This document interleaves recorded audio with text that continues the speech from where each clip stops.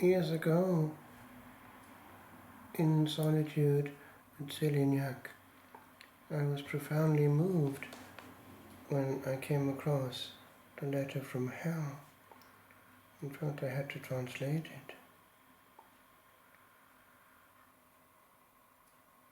In it, Annette, after her death in the accident, somehow makes known to Claire that she hadn't made it. Claire, you can stop praying for me. I'm damned. And she is, for the good of the rest of us, obliged to make known why. This has lost none of its value, especially in our day when it is fashionable to cancel the whole question of the beyond and what might be there as a pure myth and fairy tale, when actually it's the only thing that really counts in the end, getting there or not.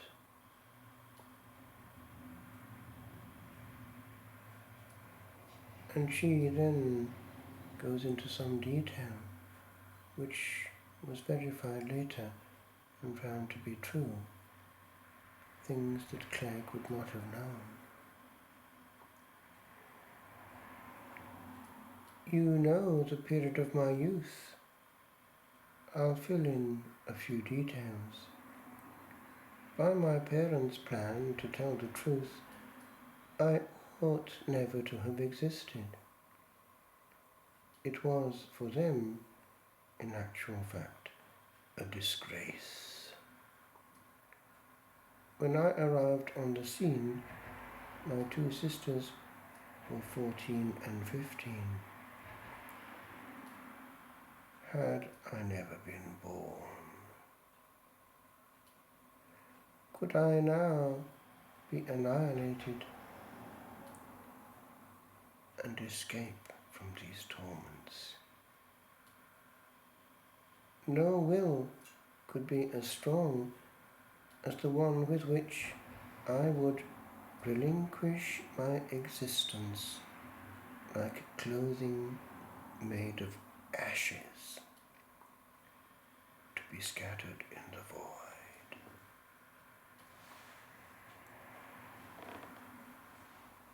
But I have to exist. I have to exist as I was made, with a truncated existence. When mother and father, still quite young, left the country for the town, both had lost contact with the church, and they made friends with people living far from the faith. It was better thus. They had met in a dancing place, and 6 months later they had to get married. After marriage ceremony, there remained just enough holy water to make mother go to Mass round about twice a year. She never taught me to pray in any real way. Everything ended on the worries of everyday life, even though our position was quite respectable financially. As for words like prayer, Mass, holy water, church, I write them down with unequaled repugnance. I abhor the whole lot, just as I abhor all churchgoers, and every person, and everything in general. From everything. This is no exaggeration. there comes but torment. Every lingering piece of knowledge, every memory of things once seen and known, is for us the cause of a cruel flame. In each and every one, we see the side that was grace, grace that was spurned. Ah, how it torments. We don't eat, we don't sleep, we don't walk with the use of feet. Spiritually enchained, we gaze pallidly with wailing and grinding of teeth at our misfired lives, in hatred and tormented by it all. Do you hear me? We drink hatred like water, hatred even between one another. Above all else, we hate God. And unexplained why. The blessed in heaven cannot but love him, because they see him without a veil, in his dazzling beauty. This makes them so happy that it is impossible to give it any description. We know it full well, and this knowledge makes us furious. Men on earth, knowing God through creation and revelation, can love him, but are not compelled to. The believer, I say it grinding my teeth, who in meditation contemplates Christ on the cross with outstretched arms, will end up loving him. But as for the person against whom God advances alone like a hurricane, as punisher, as just avenger, because he has been one day repudiated by him, as has happened to us, that person can do naught else but hate him with all the impetuosity of his corrupted will, eternally. Hate him, that is, with the free resolution of being separated from him. The resolution with which, at the moment of death, we breathed out our soul, and which not even now we would draw back, or ever will have the will to draw back. Do you understand now why hell lasts forever? It's because our obstination will never cease.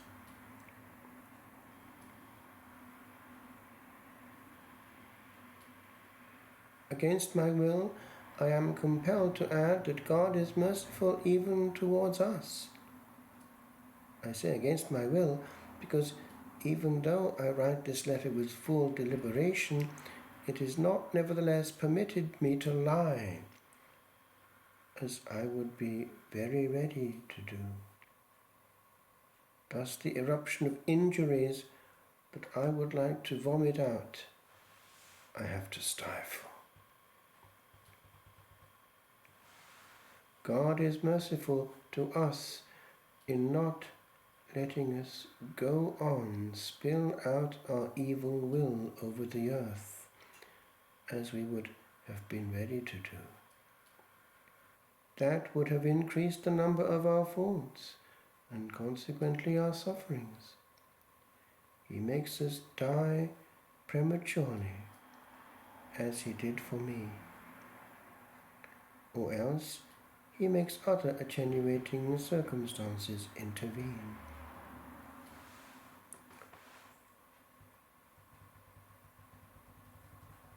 He again shows mercy towards us in not constraining us to come any closer to him than we are in this withdrawn place in hell. This diminishes the torment. Every step bringing me closer to God would cause me a greater pain than the one you would feel from a step closer to a blazing furnace.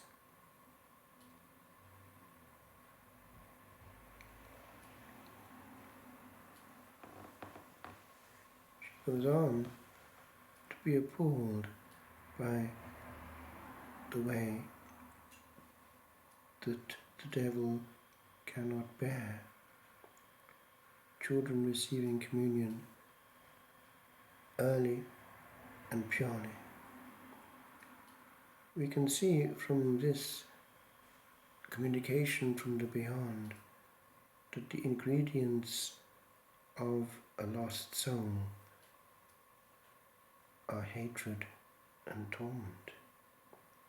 And so when one sees a soul on this side of the grave in perpetual hatred mode, enjoying causing pain to others, then we see that that person is under the influence of a sinister force.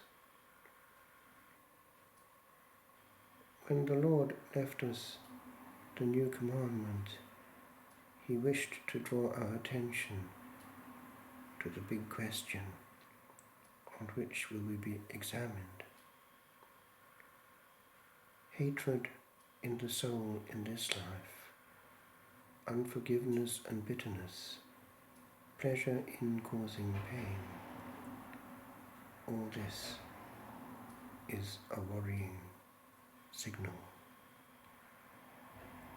The soul, on the other hand, who sees another person but doesn't play the game of that person, but rather with compassion wants nevertheless the salvation of that person, is a bit safer. And many tragedies in human life happen because we take on all the negativity of the person next to us, who perhaps is next to a sinister force, without realizing it. Even on the road, there's no point in reacting, because people who wish to cause pain and enjoy it are under the influence of that same force. Let us not play the game of that same force, but in our short innings on earth, be factors of transmission of healing. We can be trodden down, but victory in this world could be ultimate defeat. I wrote these words in student days in Rome, reflecting on what the great Mappa Mundi is with regard to global geography.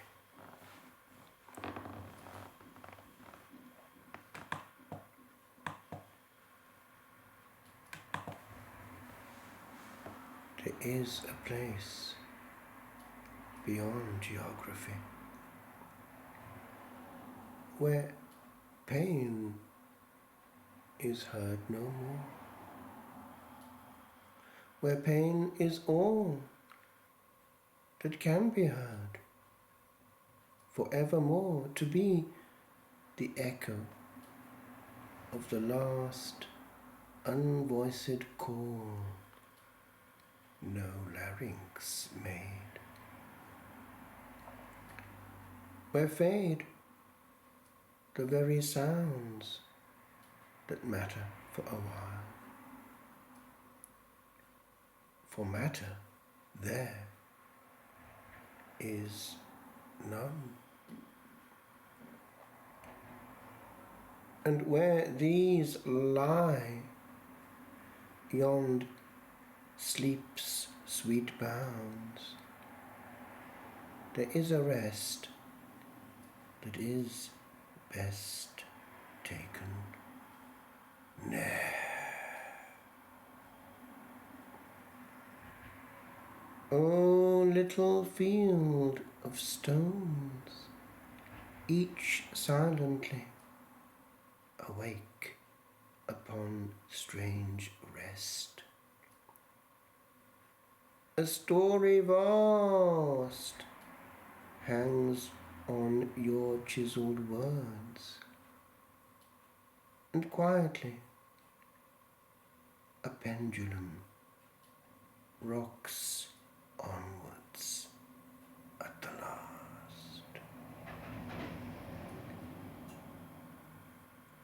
Amen. For Amen. So shall it be. Amen. For Amen. It shall not be.